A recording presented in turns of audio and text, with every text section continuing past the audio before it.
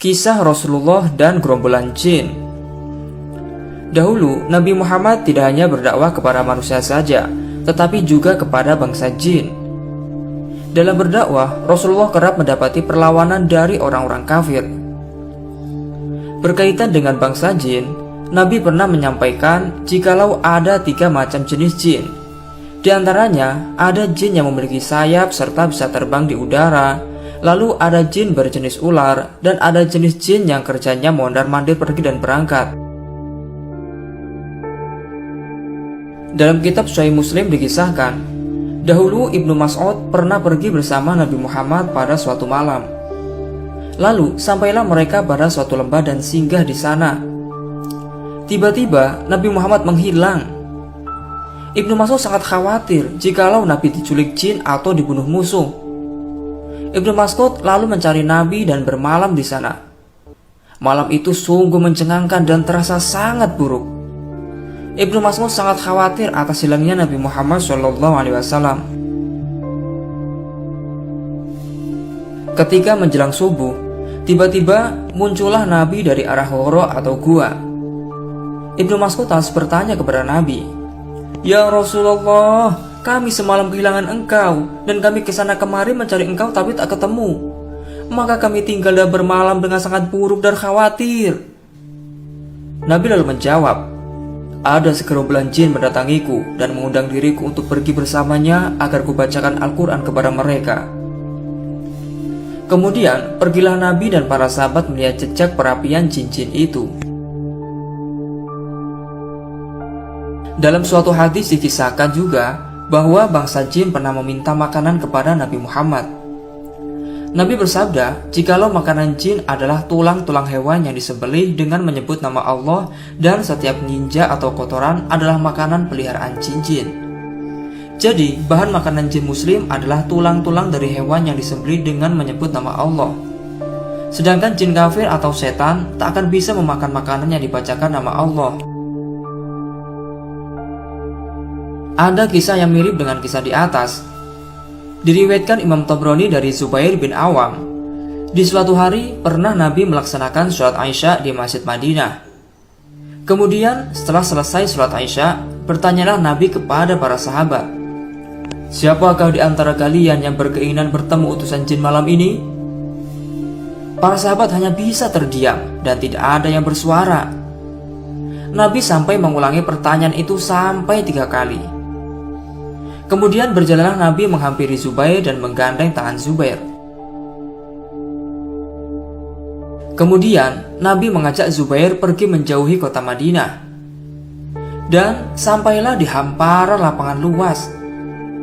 Lalu tiba-tiba muncul sosok berbadan tinggi dan kurus seperti halnya tombak berkain putih yang diselendangkan, dilipat lengkungkan di antara kedua kakinya. Saat pertama melihat sosok itu, badan dan hati Zubair bergetar seakan-akan tidak berpijak di atas tanah. Nabi Muhammad lantas membuat garis lingkaran memakai ibu jari kakinya. Rasulullah lalu berkata, "Duduklah di tengah lingkaran yang telah kubuat." Di saat Zubair duduk di dalam lingkaran itu, maka hilanglah rasa cemas yang muncul tadi. Nabi lantas berjalan di antara Zubair dan makhluk misterius itu. Kemudian Nabi membacakan beberapa ayat suci Al-Quran hingga terbitnya fajar. Lalu Nabi menghampiri Zubair dan berkata, "Ikutilah diriku." Lalu berjalanlah Zubair dan Nabi bersama hingga beberapa meter. Nabi lantas berkata, "Berpalinglah, kemudian lihatlah, masih adakah mereka?" Zubair berkata, "Ya Rasulullah, aku tak melihat apapun kecuali hanya warna hitam." Lalu Nabi merunduk dan mengambil tulang serta tai kuda. Lalu kedua benda itu dilemparkan ke arah warna hitam tadi.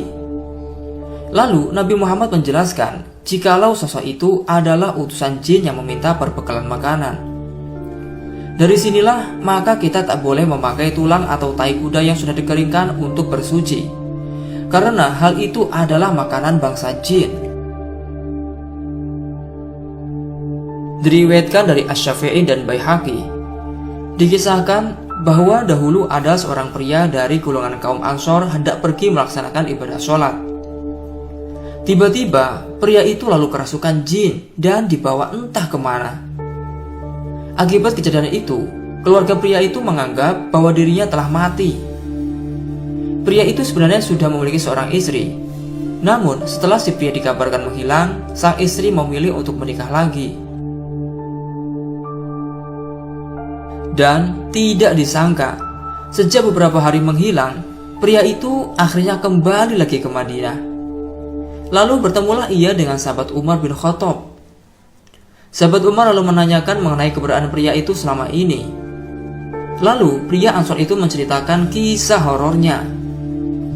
Pria Ansor itu mengaku jikalau dirinya dibawa oleh sosok jin dan tinggal bersama mereka. Dan suatu saat datanglah sekelompok jin Islam yang memerangi dan menghancurkan kelompok jin yang membawa pria Ansor itu. Atas kuasa Allah, jin Islam berhasil mengalahkan jin penculik yang membawa si pria. Setelah itu, ditawan jin-jin yang kalah termasuk si pria Ansor itu. Lalu, komandan jin Islam berkata kepada pria Ansor, "Kami tahu kau itu golongan manusia Islam, oleh sebab itu kami tak akan menawanmu." Lalu jin muslim itu memberikan pilihan kepada pria Ansor, yaitu ingin tetap tinggal bersama mereka atau kembali pulang. Tentu saja si pria Ansor memilih ingin kembali pulang ke rumah dan bertemu keluarga. Akhirnya dibawalah pria Ansor itu kembali ke kota Madinah. Setelah bercerita, sahabat Umar bin Khattab lantas bertanya kepada pria Ansor, "Apakah makanan mereka?" Pria Ansor menjawab, "Al-ful dan semua perkara yang dibacakan asma Allah." Sahabat Umar bertanya lagi, "Lalu apakah minuman mereka?" Pria Ansor menjawab, "Al-hazfu, yaitu buih yang berada di atas air." Pendapat lain menjelaskan bahwa yang dimaksud az-zadfu adalah tiap-tiap minuman yang tak ditutup rapat oleh manusia.